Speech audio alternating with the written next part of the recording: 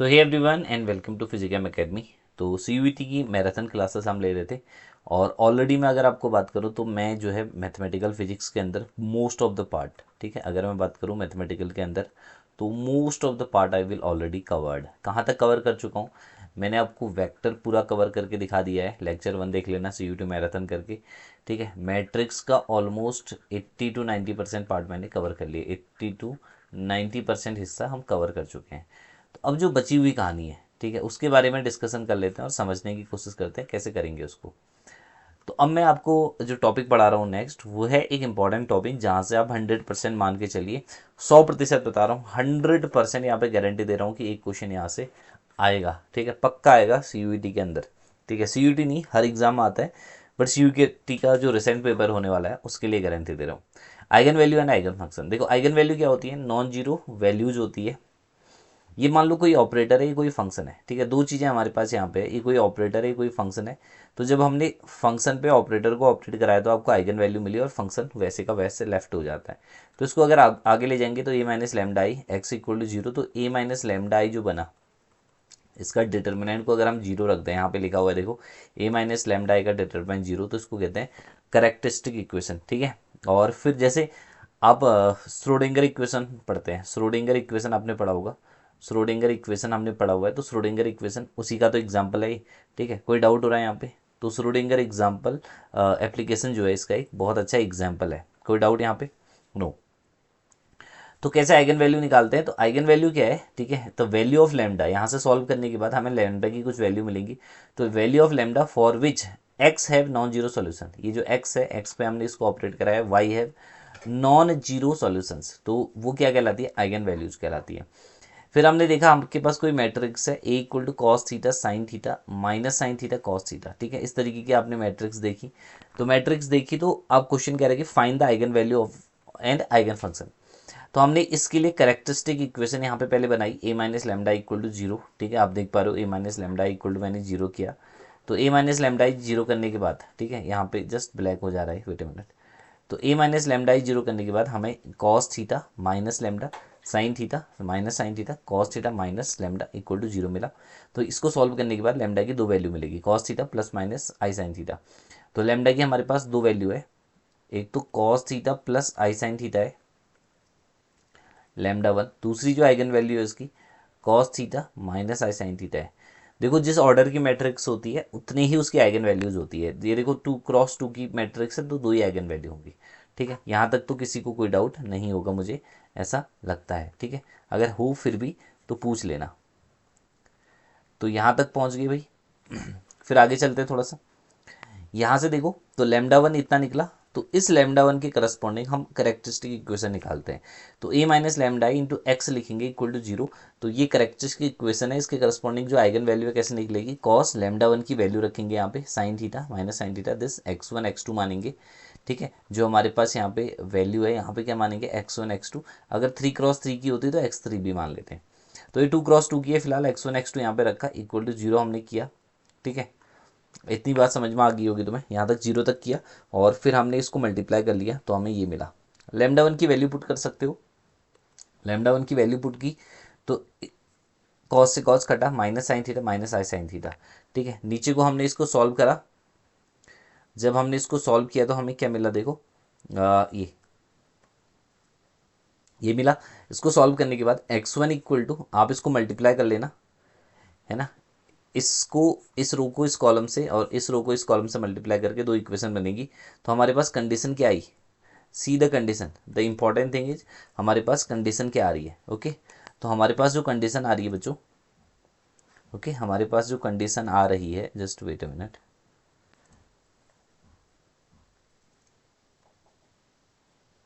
Okay, हमारे पास ये कंडीशन आ रही है, ठीक है। तो यहाँ से x equal to x one x two माना था, तो एक्स वन की जगह k माना तो एक्स टू कितना हो जाएगा? एक्स टू माइनस आई के हो जाएगा, ओके। तो अब कोई भी मैट्रिक्स क्या होती है? नॉर्मलाइज होती है। तो x डैगर और x इक्वल टू कितना होना चाहिए? वन होना चाहिए, ओके। तो x डैगर यानी कि x ये है तो इसका डैगर निकाल लो, तो ये हो जाएगा, ठीक है। ये प्लस आ रहा होगा, ये प्लस है यहाँ पे, ठीक है। और यहाँ पे इस मैट्रिक्स को मल्टीप्लाई करो तो इक्वल टू वन। तो यहाँ से k की value one upon root two i, तो हमारा जो गिवन इसकी आइगन वैल्यू है वो 1/√2 और क्या हो जाएगा, I/√2 हो जाएगा। ठीक है, क्योंकि हमने इससे प्रीवियसली मैट्रिक्स देखी थी। ठीक है, इससे जस्ट प्रीवियसली आपने क्या देखी थी, ये मैट्रिक्स की आइगन वैल्यू कैसे निकालते हैं चेक किया था। दूसरी आइगन वैल्यू है λ2 के करस्पॉन्डिंग आपके पास क्या मिलेगा, देखो cos theta minus i sine theta, तो a minus lambda i x equal to 0, value put की हमने यहाँ पे। ओके, x1 x2 रखा equal to 0, just multiply multiply multiply multiply, x1 के निकला, x2 माइनस आई के निकला, तो again x dagger into x कितना होना चाहिए 1, तो x डैगर, इसका डैगर निकाला। ओके, और इसको मल्टीप्लाई किया तो 1 आया, तो x इक्वल टू कितना आ गया, अगेन 1/√2, तो इसकी जो इक्वेशन है 1/√2 माइनस 1/√2 हो जाएगा। ओके, आइगन वैल्यू ऐसे निकालते हैं और आइगन वेक्टर उसके करस्पॉन्डिंग ऐसे निकाला जाता है। तो अगर यार किसी को डाउट है अब भी, है ना, इसके रिगार्डिंग कोई डाउट है कि सर नहीं आया तो बता देना। ये एप्लीकेशन है। अब बात करते हैं प्रॉपर्टीज ऑफ आइगन वैल्यू। देखो मोस्ट ऑफ द टाइम जो क्वेश्चन आएगा, दो तरीके हैं आइगन वैल्यू निकालने की, एक तो डायरेक्ट निकाल सकते हो, है ना, एक तो आइगन वैल्यू मेरे भाई तुम डायरेक्ट निकाल सकते हो, या दूसरी तरीका जो है आइगन वैल्यू निकालने का, आप क्या करो, उसकी प्रॉपर्टीज ध्यान रख लो। तो मोस्ट इंपॉर्टेंट प्रॉपर्टीज के अंदर मैं आपको बता रहा हूँ, पहला प्रॉपर्टी क्या है कि sum of eigen value must be equal to trace of matrix. अब तुम कहोगे सर ट्रेस क्या होता है, ट्रेस होता है sum of the diagonal element, trace of matrix मतलब सम ऑफ डायगोनल एलिमेंट। दूसरा जो पॉइंट है, प्रोडक्ट ऑफ आइगन वैल्यू जो है वो किसके बराबर होता है, डिटर्मिनेंट ऑफ मैट्रिक्स के बराबर होता है। These are the most important two things जो आपको जाननी है, समझनी है। फिर क्या कह रहा है कि if eigen value of a matrix A λ1 λ2 λ3, किसी मैट्रिक्स ए की आइगन वैल्यू क्या है, λ1 λ2 λ3 है, तो अगर आप मैट्रिक्स को k से मल्टीप्लाई करोगे तो k बन जाएगा, तो इसकी eigen value k λ1 k λ2 k λ3 होगी। अगर आप इसको a की पावर m कर दोगे तो λ1 की पावर m, λ2 की पावर m, λ3 की पावर m हो जाएगा। ठीक है, अगर आप a इन्वर्स कर दोगे तो 1/λ1 1/λ2 1/λ3 हो जाएगी आइगन वैल्यू। समझ पा रहे होगे, समझ गए, ये प्रॉपर्टी है। और प्रॉपर्टी भी मैं समझा रहा हूँ, जैसे मैंने आपको इसका एक एग्जांपल बताया, for a 3x3 matrix trace m है उसका, और ट्रेस ऑफ m स्क्वायर 26 है, ट्रेस ऑफ m की पावर 392 है, पॉसिबल आइगन वैल्यूज पूछ रहा है आपसे। क्वेश्चन में क्या पूछ रहा है बच्चों, आपसे क्वेश्चन में पूछ रहा है कि भाई इसकी पॉसिबल आइगन वैल्यूज क्या होंगी, क्या इसकी पॉसिबल आइगन वैल्यूज हो सकती है, that is the main question here, that is the main question here कि पॉसिबल आइगन वैल्यू क्या हो सकती है। गेटिंग, तो हमने देखा 114 -107 134 तो sum of eigen value, trace of matrix मतलब sum of eigen value 6, matrix का स्क्वायर किया यानी कि सम ऑफ आइगन वैल्यू का स्क्वायर 26 आना चाहिए, सम ऑफ आइगन वैल्यू का क्यूब, अगर आप सम ऑफ आइगन वैल्यू का क्यूब करो λ1 cube plus λ2 cube plus λ3 cube, it must be equal to कितना आना चाहिए, it must be equal to 92, तो यानी कि λ1 λ2 λ3 पूछ रहा है, तो कौन सी कंडीशन सेटिस्फाई करेगी, थर्ड वाली कंडीशन सेटिस्फाई करेगी बच्चों। अच्छा, अगली प्रॉपर्टी है, चौथी प्रॉपर्टी लिखी है यहाँ पे, क्या लिखी है देखो, N E square matrix, any symmetric and Hermitian matrix. अब आपको दोनों चीजें मैं बता चुका हूं, हर्मिशियन मैट्रिक्स से कहते हैं और सिमेट्रिक मैट्रिक्स से कहते हैं। हर्मिशियन मैट्रिक्स में क्या होता है आपको पता है, यू ऑलरेडी नो दिस, कि A transpose must be equal to A, और इसमें क्या होता है A dagger equal to A, ये सिमेट्रिक मैट्रिक्स है, ये हर्मिशियन मैट्रिक्स है। तो कोई भी सिमेट्रिक मैट्रिक्स या हर्मिशियन मैट्रिक्स हो तो उसकी जो आइगन वैल्यू होती है वो रियल होती है ना, इमेजिनरी बिल्कुल नहीं होती है। स्क्यू सिमेट्रिक और anti Hermitian, anti symmetric anti Hermitian matrix की आइगन वैल्यू या तो जीरो होंगी या प्योर इमेजिनरी नंबर के फॉर्म में होंगी, या तो पूरी तरीके से जीरो ही होंगी भाई, या इमेजिनरी नंबर होंगी। समझ गए, कोई डाउट बताओ। अच्छा, next property, eigen value of diagonal upper triangular, lower triangular and diagonal matrix, इन तीन मैट्रिक्स की जो आइगन वैल्यू होती है वो सिंपली डायगोनल एलिमेंट है। जैसे ये देखो एक लोअर ट्राइंगुलर मैट्रिक्स है, तो इसकी जो आइगन वैल्यू है इसके डायगोनल एलिमेंट हो जाएंगे 1 4 6, 1 4 6 इसकी आइगन वैल्यूज हो जाएंगी डायरेक्ट, बिना किसी परेशानी के, बिना किसी समस्या के आइगन वैल्यू निकाल सकते हो। फिर क्या कह रहा है अगली प्रॉपर्टी, इफ, ठीक है, कोई मैट्रिक्स है, एनी मैट्रिक्स 1 1 1 1 1 1 1 इस फॉर्म में, सारे एलिमेंट 1 1 है उसके, तो उसकी जो आइगन वैल्यू हो जाएंगी ऑर्डर कॉमा 0 तो 3 0 0 ऑर्डर कॉमा 0 ऑर्डर कॉमा 0 मेरे बच्चों। नेक्स्ट एग्जाम्पल है, जैसे अगर किसी मैट्रिक्स के सारे एलिमेंट 2 2 2 2 2 2 2 दिए तो उसकी आइगन वैल्यू क्या हो जाएंगी 6 0 0। ओके, फिर कह रहा है कि एनी मैट्रिक्स, कोई मैट्रिक ऐसी है कि जिसमें एक रो से दूसरी रो किसी पर्टिकुलर पहली वाली रो के मल्टीप्लाई के फॉर्म में हो। जैसे अगर इस मैट्रिक्स में देखो तो दूसरी मैट्रिक्स 2 से मल्टीप्लाई करने पे आ जाएगी, 3 से मल्टीप्लाई करने पे आ जाएगी। तो यार मेरे भाई अगर कोई मैट्रिक्स ऐसी है तो जो इस मैट्रिक्स की आइगन वैल्यू जो होती है वो ट्रेस कॉमा 0 होती है। ट्रेस कॉमा 0 ट्रेस कितना आ जाएगा सम ऑफ डायगोनल एलिमेंट। ट्रेस आपको समझा रखा है सम ऑफ डायगोनल एलिमेंट, तो 14 0 आ जाएगा। फिर नेक्स्ट प्रॉपर्टी के बारे में बात करें। नेक्स्ट प्रॉपर्टी कह रही है कि N E square matrix and it's transpose have same eigen value. ये स्क्वायर मैट्रिक्स है, इसका ट्रांसपोज किया तो दोनों की आइगन वैल्यू क्या आ जाएंगी सेम ही आएंगी, कोई फर्क नहीं पड़ेगा।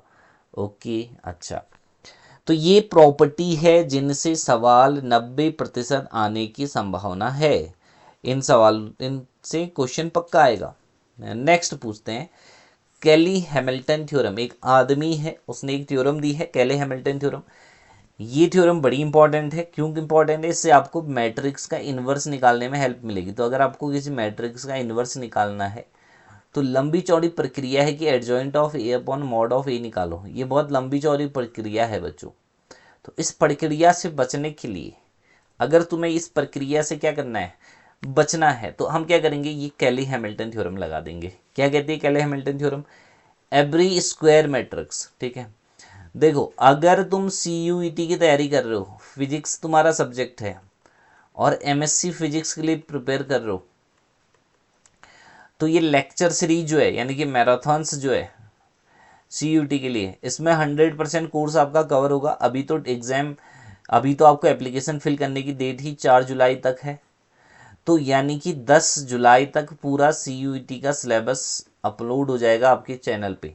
ठीक है, कौन से चैनल पे? आपका जो चैनल है फिजिकैम एकेडमी करके, ठीक है, हमारा चैनल है छोटा सा प्यारा सा।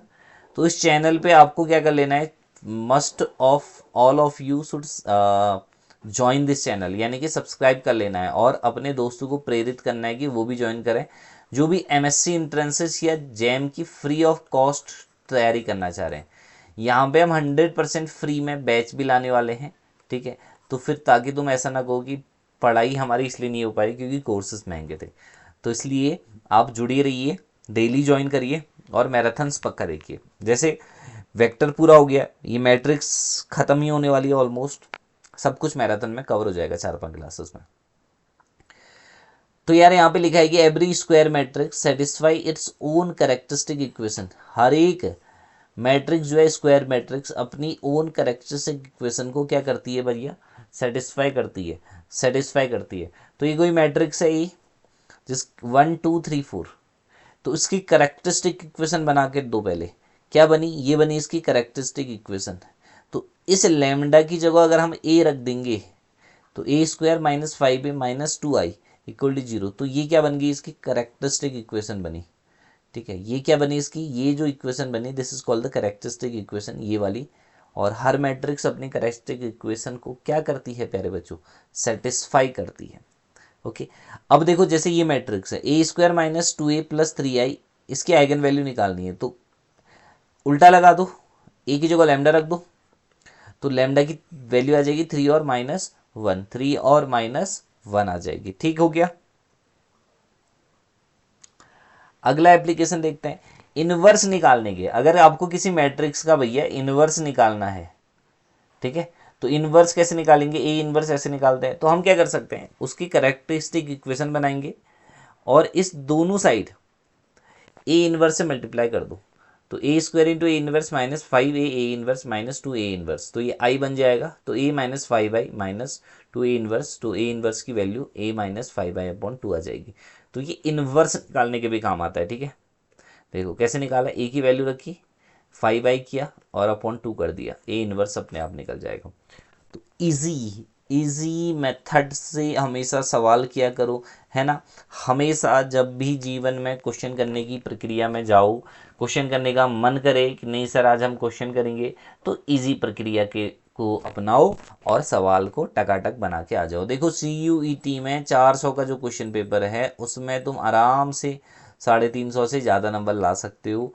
पार्ट ए बिल्कुल इजी आता है, 20 क्वेश्चन कर सकते हो। पार्ट बी बिल्कुल इजी आता है, आराम से 75 में से 60 प्लस क्वेश्चन मार सकते हो सही बिल्कुल। इतना करने पे ड्यू मिल जाएगा, इतना करने पे क्या मिल जाएगा, ड्यू मिल जाएगा। देखो दिल्ली ड्यू तो है नहीं अभी इस खैर इसमें, पर BHU JNU ज़बरदस्त यूनिवर्सिटी है, AMU ठीक है, जामिया इस्लामिया ठीक है, JMI है, तो ज़बरदस्त बढ़िया यूनिवर्सिटी है ठीक है। चाह रहे हो जीवन में कुछ, अब देखो सवाल ये होगा कि सर बढ़िया यूनिवर्सिटी से पढ़ने से क्या होगा। देखो बढ़िया यूनिवर्सिटी में पढ़ने से तुम्हारी जो कॉन्टैक्ट है वो बहुत अच्छे होते हैं एक तो, ठीक है। जैसे आप IIT में पढ़ते हो तो जीतू भैया को जानते होगे ना, जीतू भैया को जानते हो, बिल्कुल सर जानते हैं। तो जीतू भैया जब कोचिंग खोल रहे थे तो उनको इन्वेस्टमेंट के लिए पैसे की ज़रूरत थी ना, तो वो एक अपने IITian दोस्त को फ़ोन करते हैं और करोड़ रुपए मांगते हैं, 4 5 6 8 10 करोड़ रुपए, तो आराम से दे देता है ना वो 10 करोड़ 15 करोड़ रुपए। तो यही फ़ायदा होता है। अगर तुम JNU में पढ़ रहे हो और कल के दिन में कोई बिजनेस कर रहे हो, अगर जॉब नहीं कर रहे हो, या तो जॉब कर रहे हो तो ठीक है, अच्छी खासी जॉब लग जाएगी, नहीं भी लगो तो तुम्हारे अच्छे कांटेक्ट होंगे, उनसे तुम उधार ले सकते हो। पैसा उधार ले सकते हो मतलब तो वापस देना उसको, ठीक है। नहीं तो बहुत सारे लोग उधार लेके भूल जाते हैं, ठीक है। ऐसे मेरे पास बहुत सारे लोग हैं, तो तुम्हें क्या करना है, उधार लेके वापस भी देना है। बट ऐसा है कि इनिशियल इन्वेस्टमेंट, या हो सकता है कि तुम्हारा दोस्त तुम्हें पार्टनरशिप में इन्वेस्टमेंट के लिए पैसे देते हैं, तो ये एक तो ये फ़ायदा होता है। दूसरी, जॉब आसानी से मिल जाती है, जॉब प्रोफाइल आपकी अच्छी बनती है, ठीक है। जो रिज्यूमे होता है वो प्रोफाइल बहुत तगड़ी बन जाती है, तो जॉब देने में किसी को कोई दिक्कत नहीं होती है तुम्हें, ठीक है। मेन तो ज़िंदगी में तुम जॉब के लिए भाग रहे हो कि जॉब लग जाए, जॉब लग जाए, जॉब लग जाए। तो ये रिसर्च में जाना चाह रहे हो तो अच्छा बैकअप मिल जाएगा, ठीक है। और ऑब्वियसली पढ़ाई अच्छी होती है ना, कोई शक नहीं है, पढ़ाई अच्छी होती है। तो ये फैक्टर है यार भाई अच्छी यूनिवर्सिटी में पढ़ने के। अच्छा चलो, ये जो भी बात है ये तुम्हारे भेजे में अब घुसेगी नहीं घुसेगी, ये पूरा अगली बात है, पर फिलहाल के लिए इतना तो घुस गया। अब देखो, let A and B are two similar matrix, कुछ सवाल देख लो।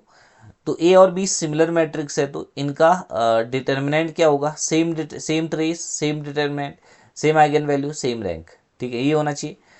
अब देखो रैंक ऑफ मैट्रिक्स क्या होती है, ये क्वेश्चन था। Rank of matrix equal to number of non zero rows, या rank of matrix equal to largest non zero sub matrix. जैसे ये कोई मैट्रिक्स है, इसका हमने डिटर्मिनेंट फाइंड किया और जीरो आ गया, तो इसकी रैंक 2 से 1 हो जाएगी। बट अगर इसका डिटर्मिनेंट निकाला, जीरो नहीं आया, तो नॉन जीरो डिटर्मिनेंट अगर आ रहा है 2x2 मैट्रिक्स का, तो रैंक 2 हो जाएगी। रैंक कितनी हो जाएगी बाबू, 2 हो जाएगी। तो तो नॉन जीरो डिटर्मिनेंट जहाँ पे आएगा, और रैंक हमेशा किसी भी मैट्रिक्स की, नॉन जीरो मैट्रिक्स की रैंक हमेशा 1 या 1 से बड़ी होती है, छोटी नहीं होगी, ठीक है। बच्ची हो क्या, ये नहीं होगा, छोटी नहीं होगी यहाँ पे, ठीक है, छोटी नहीं होगी। रैंक 1 या 1 से बड़ी ही होगी, ये ध्यान रखना है आपको। अच्छा जी, अब बात करते हैं प्रॉपर्टी ऑफ रैंक की। रैंक 1 से छोटी नहीं हो सकती है। Rank of a non zero singular matrix of order n is n। जैसे 2 3 4 5 एक non zero singular matrix, singular matrix है, इसका डिटर्मिनेंट नॉन जीरो आएगा, तो इसका जो ऑर्डर है तो वही इसकी रैंक है, 2x2 है तो रैंक 2 है। Rank of product of two matrix, बड़ा जबरदस्त सा पॉइंट है। दो मैट्रिक्स है, उनके प्रोडक्ट का जो आएगा रैंक आएगा not exceed the rank of any matrix. जैसे ए की रैंक 2 है, बी की रैंक 3 है, तो ए बी करके जो भी निकलेगा उसकी रैंक 2 से और 3 दोनों से छोटी होगी। ठीक हो गया, बात समझ में आई। अच्छा जी, ये दिया हुआ है देखो बेटा, rank of A B less than equal to rank of A, rank of A B always less than equal to rank of B होगा। ये परम सत्य है मतलब, ठीक है। ये विष्णु भगवान ने खुद लिख के बोला था, ठीक है। आप पढ़ोगे, जब वेद पढ़ोगे तो वेद में खुद लिखा है उन्होंने। अब देखो डायगोनलाइजेशन ऑफ मैट्रिक्स, भाई मैट्रिक्स को डायगोनलाइज कैसे किया जाए, ओ सेट कभी कभी आ जाता है। तो कोई मैट्रिक्स ए है, इसको डायगोनलाइज करना है तो डी बराबर पी इनवर्स ए इंटू पी कर देते हैं। डायगोनलाइज करने के लिए सबसे पहले इसके आइगन वैल्यू निकालो। जैसे इस मैट्रिक्स की आइगन वैल्यू निकाली हमने 3 2 1 आया, फिर हर आइगन वैल्यू के करस्पॉन्डिंग मैट्रिक्स निकालो, आइगन आइगन फंक्शन निकालो, और इन आइगन फंक्शन का जो कंबाइन फॉर्म होगा वो पी कहलाएगा, और फिर पी का इन्वर्स निकालो। लंबी चौड़ी कहानी है यार, बड़ी लंबी कहानी है बेटा, है ना, कहानी जो है थोड़ा बहुत लंबी होगी ना। हाँ, तो फिर पी इन्वर्स निकालना है, फिर मल्टीप्लाई करना है। तो चौड़ी लंबी कहानी है, लंबी चौड़ी कहानी है, ठीक है। तो लंबी चौड़ी कहानी है, तो ये वाला चैप्टर जो है मैट्रिक्स का वो खत्म हो गया। और नन्नू कहाँ जा रहे हो भाई? कहीं नहीं जा रहे हो? हमें पढ़ाने दोगे नहीं दोगे? ठीक है, थैंक यू। अच्छा जी, अब होती है अगली इक्वेशन डिफरेंशियल इक्वेशन, ठीक है। ये मक्खी काटेगी। तो डिफरेंशियल इक्वेशन अगला चैप्टर है। क्या है ये? अगला चैप्टर है जो CUET के आपके सिलेबस और जेम के सिलेबस में मेंशन है, जहां से क्वेश्चन फिर से पूछे जाएंगे। ध्यान रखिए कैसे कर रहा हूं सॉल्व। तो कोई भी differential equation, any equation which contain derivative is called a differential equation. जैसे ये इक्वेशन है डेरिवेटिव कंटेन कर रही है तो डिफरेंशियल इक्वेशन है बच्चों। अच्छा जी, ठीक है। क्या कहते हैं इसको? क्या बोला मैंने? Differential equation. तो एनी इक्वेशन, बोल, any equation which contain derivative called differential equation. ठीक है, अब वहां बैठ जाओ चाची के पास। अब देखो देखो, अब होता है ऑर्डर ऑफ डिफरेंशियल इक्वेशन। तो ऑर्डर ऑफ डिफरेंशियल इक्वेशन होता है हाईएस्ट डेरिवेटिव टर्म। हाई किसी भी, जैसे जो भी कोई डिफरेंशियल इक्वेशन में, तो उसमें हाईएस्ट डेरिवेटिव टर्म जो होगा वो ऑर्डर कहलाएगा। डिग्री, हाईएस्ट डेरिवेटिव टर्म की पावर, जैसे ये है, देखो ये इसकी जो ऑर्डर है वो 2 है, डिग्री 1 है, क्योंकि ये जो हाईएस्ट डेरिवेटिव है ना इसमें, ठीक है, जो हाईएस्ट डेरिवेटिव है ना, ये दिख रहा है हाईएस्ट डेरिवेटिव, इसकी पावर कितनी है? 1 है। तो ये ऑर्डर भी निकल गया, डिग्री भी निकल गई। आ गया समझ में बात? बहुत बड़ी, छोटी छोटी चैप्टर है, जल्दी से निपट जाएंगे। अब देखो हमारे पास जो डिफरेंशियल इक्वेशन होती है, फर्स्ट ऑर्डर डिफरेंशियल इक्वेशन और सेकंड ऑर्डर डिफरेंशियल इक्वेशन, दो तरीके की होंगी। तो सबसे पहले पढ़ते हैं फर्स्ट ऑर्डर डिफरेंशियल इक्वेशन। सबसे पहले क्या पढ़ते हैं? First order differential equation. देखो फर्स्ट ऑर्डर डिफरेंशियल इक्वेशन का मतलब dy/dx plus py equal to q अगर डिफरेंशियल इक्वेशन है तो लीनियर बन गई, यानी कि dy/dx क्या कहलाता है? स्लोप और टेंजेंट ऑफ कर्व। तो इसमें सबसे पहली जो टाइप होता है वो वेरिएबल सेपरेशन का होता है, यानी कि dy/dx equal to function of x upon function of y हो, तो फंक्शन ऑफ x x के साथ मल्टीप्लाई, dx के साथ मल्टीप्लाई हो जाएगा, फंक्शन ऑफ y dy के साथ मल्टीप्लाई हो जाएगा। तो दोनों साइड आप क्या कर सकते हो? धुआंधार तरीके से इंटीग्रेट करके आंसर निकाल सकते हो। जैसे एग्जाम्पल आपको दे रखा है, ये दे रखा है एग्जाम्पल, दिख रहा है? बिल्कुल दिख रहा है। e⁻y+1 cos ऑफ क्या दिया हुआ है? y dx e⁻y sin of x dy equal to 0, y π/3 equal to 0, y at π/3 0 है, तो इसको सॉल्यूशन निकालना है। तो cos वाले टर्म एक साथ लाए, साइन वाले टर्म एक साथ लाए, इंटीग्रेट किया, इंटीग्रेट करने के बाद इनिशियल कंडीशन रख दी, x इक्वल टू π/3 पे y 0 है, कंडीशन रखी, तो यार भैया सॉल्यूशन आ गया। तो इनको क्या कहते हैं? इनको कहते हैं सेपरेशन ऑफ वेरिएबल, जहां पे x के टर्म वेरिएबल अलग कर सकते हैं, y के टर्म अलग कर सकते हैं। चलो अगला खेला क्या है? अगला खेला है होमोजीनियस डिफरेंशियल इक्वेशन। देख होमोजीनियस, नाम से ही होमोजीनियस, होमोजीनियस, जैसे तुम्हारा नाम भी पहले क्या था? होमो सैपियंस था ना, मनुष्य का नाम। एक जैसे जो दिखते हैं उनको होमो कहते हैं, होमो, ठीक है। होमो एटॉमिक, एक जैसे, होमो का मतलब सेम, ठीक है, होमो का मतलब सेम, ठीक है। होमोजीनियस, तो होमोजीनियस डिफरेंशियल इक्वेशन मतलब dy/dx इक्वल टू, आपने रखा phi1 xy1 phi2 xy2, ठीक है।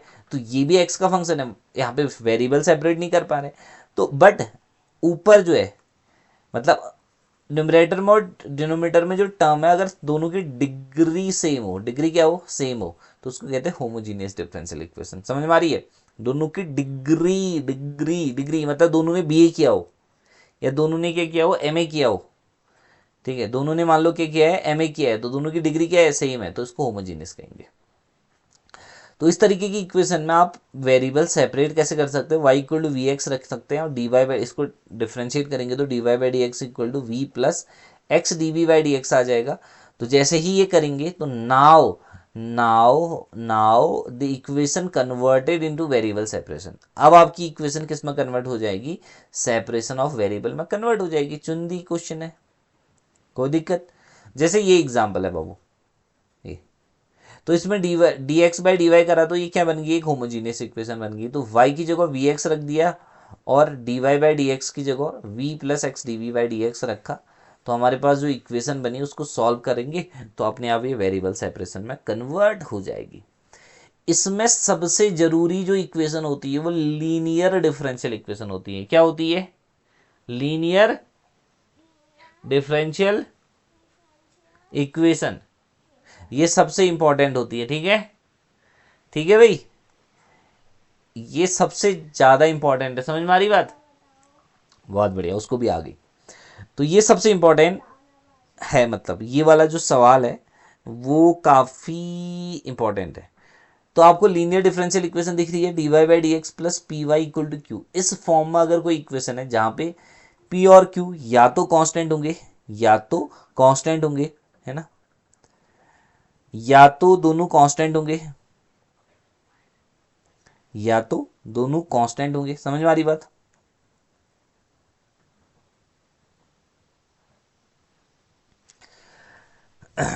या दोनों x के फंक्शन होंगे, ये ध्यान रखना दोनों y के फंक्शन नहीं होने चाहिए, ये ध्यान रखना दोनों y के फंक्शन नहीं होने चाहिए, y का फंक्शन नहीं होना चाहिए। तो कांस्टेंट होना चाहिए p और q को, या x का फंक्शन होना चाहिए, y का फंक्शन नहीं होना चाहिए। तो इंटीग्रेटिंग फैक्टर कैसे निकालते हैं इसका, इसका इंटीग्रेटिंग फैक्टर निकालने के लिए E to the power integration P D X लिखा जाता है। सबसे पहले क्या निकालोगे, इंटीग्रेटिंग फैक्टर निकालोगे जिसको आई एफ कहते हैं। ठीक है, तो E to the power P X, फिर जो इंटीग्रेटिंग फैक्टर निकलेगा इसका सॉल्यूशन करने के लिए y इंटू इंटीग्रेटिंग फैक्टर लिखा हुआ है, देखो y into integrating factor equal to integration q into integrating factor plus c। ये पूरी इक्वेशन का क्या हो जाएगा, समाधान हो जाएगा, सॉल्यूशन हो जाएगा। समझ में आ गई बात। जैसे ये देखो, सबसे अधिक मात्रा में एग्जाम में जो सवाल पूछा जाएगा वो यही है, मैं बता चुका हूँ, तो फिर कंफ्यूज होना मत।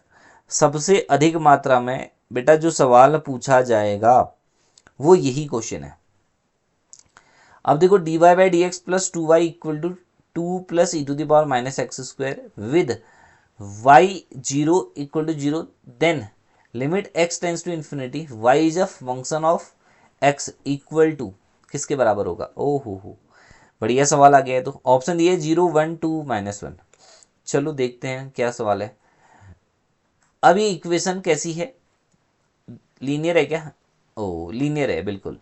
तो इसको लीनियर है तो इसको क्या करेंगे, इंटीग्रेटिंग फैक्टर निकालेंगे और सॉल्व कर लेंगे। अगर इक्वेशन नॉन लीनियर है, जैसे ये इक्वेशन दिख रही है, तो क्या करेंगे, देखो अब इसमें कुछ एजम्पशंस करो, कुछ जादू करना पड़ेगा। जैसे देखो y की फोर्स पावर 4 से नीचे, इस पूरे से नीचे डिवाइड कर दिया जाए, मतलब ये कन्वर्टेड इनटू लीनियर है। ये जो इक्वेशन है इनको कन्वर्टेबल है ये इनटू लीनियर। इन इक्वेशन को आप कन्वर्ट कर सकते हो कहाँ पे, लीनियर डिफरेंशियल इक्वेशन में, कुछ ना कुछ एजम्पशंस करके। जैसे जादू लगाया मैंने यहाँ पे, y की पावर 4 को नीचे कर दिया, तो ये है ना, और इस पूरी इक्वेशन में और कुछ तो किया नहीं, बस इतना किया, सॉल्व हो गया, होगी ये इक्वेशन लीनियर में कन्वर्ट होगी। अब सॉल्व कर लो, वही इंटीग्रेटिंग फैक्टर निकालो, जैसे ऊपर वाले में बताया मैंने, इसका इंटीग्रेटिंग फैक्टर निकालेंगे तो E to the power integration P D X, P कितना है देखो यहाँ पे है ना, ये पूरा कांस्टेंट पी 2 डी एक्स, तो E to the power 2x हो जाएगा। तो y into e to the power 2x is equal to integration 2 plus e to the power minus x square, ओहो माइनस एक्स स्क्वायर, तो x square नहीं होगा ये, शायद कुछ और होगा, और plus e to the power 2x dx। कर लो सॉल्व, मल्टीप्लाई इंटीग्रेशन करके इनिशियल कंडीशन लगा के। ठीक है, अच्छा अगले तरीके की जो क्वेश्चन आती है एग्जाम में, कभी कभी आईआईटी जैम ने पूछा हुआ है, तो मुझे लगता है कि CUET भी इसी लेवल का क्वेश्चन पेपर है तो पूछ लेगा। ठीक है, घबराएगा नहीं पूछने में, मन करेगा तो पूछ लेगा। Exact differential equation. क्या पूछेगा भाई? Exact differential equation. तो एग्जैक्ट क्या होता है? M d x plus n d y equal to zero अगर कहीं पे दिया हुआ है और यहां पे कंडीशन सेटिस्फाई हो रही है कि del m upon del y equal to del n upon del x, तो इसको कहते हैं एग्जैक्ट डिफरेंशियल इक्वेशन। देखो कंडीशनल जो इक्वेशन होती है वो ध्यान रखना, क्योंकि वो कभी कभी अदर फॉर्म में भी पूछी जाती है। ये मैं सीयूईटी का ही एग्जांपल बता रहा हूँ। सीयूईटी 2021 में यहाँ से सवाल आया था एग्जैक्ट वाले से। तो मैं तुम्हें डराने धमकाने के लिए नहीं कह रहा हूँ, ये आया था और आया था तो करना भी पड़ेगा, आया था तो भैया करना पड़ेगा। तो integration m d x n d y और ये कंडीशन सेटिस्फाई हो रही है एग्जैक्ट डिफरेंशियल इक्वेशन है। तो उसको सॉल्यूशन के लिए क्या करते हैं? Integration of m d x integration of n d y equal to constant. यहाँ पे m m contain only x dependent term और एन में क्या है? All term but y h constant लिखा हुआ है ना। जैसे देखो, जैसे यहाँ पे देखो 1 plus log x y d x plus 1 plus x upon y d y, तो इसका सोल्यूशन है एग्जैक्ट डिफरेंशियल इक्वेशन है, बिल्कुल जी।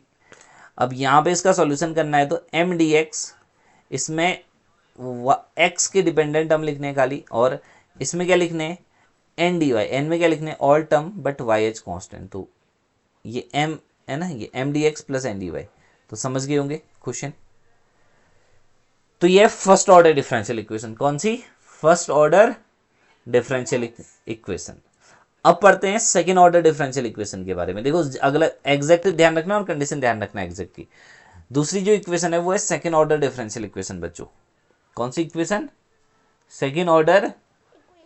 ओके, तो सेकंड ऑर्डर डिफरेंशियल इक्वेशन होती है del square y by del x square plus p d Y by D x plus q y equal to zero. ये homogeneous है,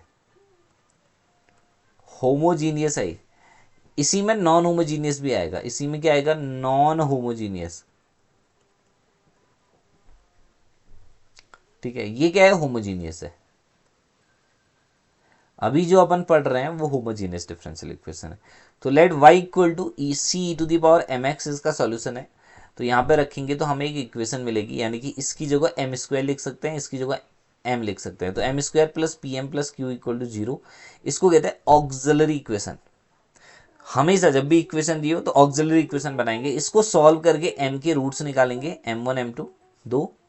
अगर m one m two real है but unequal है, मतलब m1 बराबर m2 है बट m1 और m2 real है बट इक्वल नहीं है, तो सॉल्यूशन होगा y equal to c1 e to the power m1x plus c2 e to the power m2x।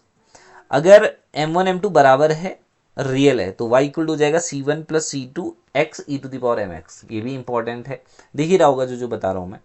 अगर m1 m2 कॉम्प्लेक्स कॉन्जुगेट है, e to alpha plus minus I beta के form में है, alpha plus minus आई beta के form में, तो क्या हो जाएगा इसका सॉल्यूशन प्यारे बच्चों? e to the power alpha X A cos beta X plus B sine beta X हो जाएगा। ठीक है, hope so you understood this.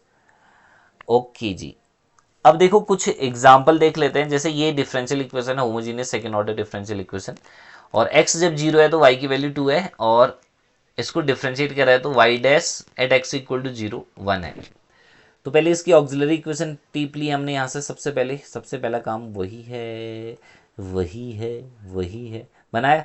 तो m की यहाँ से वैल्यू मिल गई -6 प्लस माइनस √36 माइनस 52/2। तो यहाँ से m की दो वैल्यू आ रही है, minus plus minus alpha plus minus आई बीटा। तो इसका solution y e to the power alpha X A cos beta X plus B sine beta X आ जाएगा। ये सॉल्यूशन है। ठीक है भाई, जैसे ये भी दिया हुआ है, ये भी सेम ही क्वेश्चन है। अब हमारे पास दूसरा जो क्वेश्चन आता है वो आता है second order non homogeneous differential equation से। देखो अभी तक लेफ्ट हैंड साइड ये है, लेफ्ट हैंड साइड में तो था, राइट हैंड साइड जीरो था, पर यहाँ पे राइट हैंड साइड में फंक्शन ऑफ एक्स आ जाएगा। यहाँ पे राइट हैंड साइड में क्या आएगा? फंक्शन ऑफ एक्स आएगा। यहाँ पे राइट हैंड साइड में क्या आएगा बोलू? यहाँ पे राइट हैंड साइड में फंक्शन ऑफ एक्स आ जाएगा। यहाँ पे राइट हैंड साइड में भैया फंक्शन ऑफ एक्स आ जाएगा। ठीक है, समझ गए? यहाँ पे राइट हैंड साइड में फंक्शन ऑफ क्या आ जाने वाला है? एक्स आ जाने वाला है। तो इसको कुछ नहीं करोगे, डिफरेंस डी का मतलब डी बाई डी एक्स होता है, डी स्क्वायर का मतलब D square by D x square. तो इसका जो सॉल्यूशन होता है वो दो टर्म्स के फॉर्म में होता है। कॉम्प्लीमेंट्री फैक्टर CF जो अभी तुम निकाल रहे थे इससे पहले, ये जो आंसर है, ये जो आंसर है इसको CF कहते हैं। और दूसरा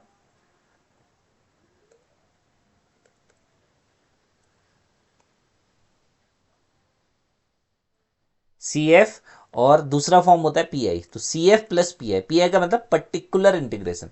तो CF निकालना तो सेम है, आप ऑक्सिलरी इक्वेशन बनाओगे, ठीक है, y का m1 m2 के रूट निकालोगे, निकाल जाएगा। PI निकालने के लिए क्या करना पड़ेगा, देखो PI निकालने के लिए ये RX का फॉर्म देना पड़ेगा, यानी कि आपको राइट हैंड साइड में चेक करना पड़ेगा, ठीक है, आपको राइट हैंड साइड में चेक करना पड़ेगा RX का फॉर्म। तो RX अगर e to the power AX है, RX क्या है, e to the power AX है, क्या है, हाँ e to the power AX है। तो क्या करोगे, FD का मतलब ये, FD का मतलब वो नहीं है, वो क्या कहते हैं उसका नाम, फिक्स डिपॉजिट नहीं है। FD का मतलब ये वाला term, F(D), function of D, ये इसको FD कहते हैं। तो क्या हो जाएगा, 1/f(D) e to the power AX, PI निकालने के लिए तो 1/D की जगह A रख दोगे, e to the power AX है ना, तो D की जगह क्या कर दोगे, A कर दोगे, 1/f(A) e to the power AX। तो ये सॉल्यूशन हो जाएगा, PI निकल जाएगा अपने आप। जी हाँ। दूसरा, जैसे ये इसका एग्जाम्पल है, वैसे ए कॉस हाइपरबोलिक 2x तोड़ा तोड़ा तोड़ा, CF निकाला, PI के लिए हमें C1 e to the power 3x और C2 e to the power -2x। तो 3x और 2x, तो 3x रखा तो D की जगह पहले 3 रख दिया सब जगहों पे, ठीक है, अपने आप सॉल्यूशन आ जाएगा। अच्छा जी, टाइप 2 देखो क्या लिखा है, RX अगर किसी पॉलिनोमियल फंक्शन होगा, यानी कि पॉलिनोमियल ऑफ x है, तो क्या करोगे, इसको बाइनोमियल एक्सप्रेशन करोगे, कैसे। और दो चीज़ ध्यान रखना, 1/D ऑफ fx का मतलब, अगर कहीं पे लिखा है 1/D ऑफ x, तो इसका मतलब डिफरेंट इंटीग्रेशन ऑफ x, और d ऑफ x का मतलब डिफ्रेंसिएशन ऑफ x। ठीक है बच्चों, बहुत बढ़िया, आ रहा होगा इतना। तीसरा, इफ RX जो है cos x या sin x AX हो, cos AX या sin AX हो, cos AX या sin AX हो, तो क्या करोगे, 1/f(D²), अच्छा D² जहाँ पे है, जहाँ जहाँ D² है वहाँ पे क्या कर दोगे, -A² लिख दोगे। ये D² +1 है तो D की जगह -A कर दोगे, D की जगह साइन थी है तो -A² है, माइनस माइनस जीरो हो गया, तो इसको डिफ्रेंशिएट करना पड़ेगा हमें फिर। तो नीचे 2D आ जाएगा और आगे से T का है तो T आ जाएगा, ठीक है। ये ज़्यादातर पूछेगा नहीं, ज़्यादातर जो क्वेश्चन पूछता है वो फर्स्ट ऑर्डर डिफरेंशियल इक्वेशन और homogeneous second order differential equation से पूछेगा, ओके। अगर पूछ ले तो ध्यान रखना, अगर fx जो है e to the power ax और f फाई ऑफ x हो, तो क्या करोगे, जहां पे d है, d की जगह d प्लस ए कर दोगे, और फिर बाकी fx का डिफरेंशिएशन उसी फॉर्म में होगा जैसे ऑलरेडी तुम करते हुए आ रहे हो। तो it's a kind of revision, fast track revision है CUET के लिए। तो थोड़ा बहुत भी अगर आपने पढ़ रखा है और मेरे लेक्चर्स अगर आप देख लोगे, तो आई गारंटी यू कि 100% आप CUET में सिलेक्शन ले लोगे, ठीक है। मैराथन क्लासेस देख लेना। अब हमें यहाँ पे अगला जो बचा है वो सीरीज एक्सपेंशन, जिसमें हम टेलर सीरीज एक्सपेंशन करेंगे, मैक्लेरन करेंगे, फोरियर करेंगे, और लास्ट जो चैप्टर बचेगा वो जैकोबियन एंड कॉम्प्लेक्स बचेगा। तो इतना ही आपका IIT JEM का सिलेबस है,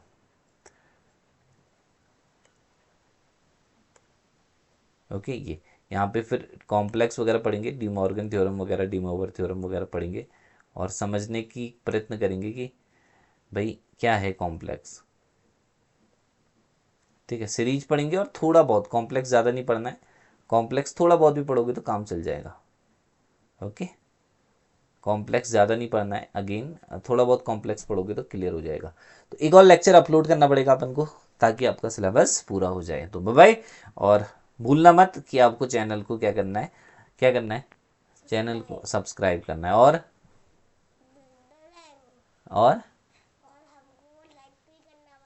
और क्या करना होता है, लाइक करना है और शेयर करना है, और बस, ठीक है एवरीवन, ओके, बोल दो एक बार,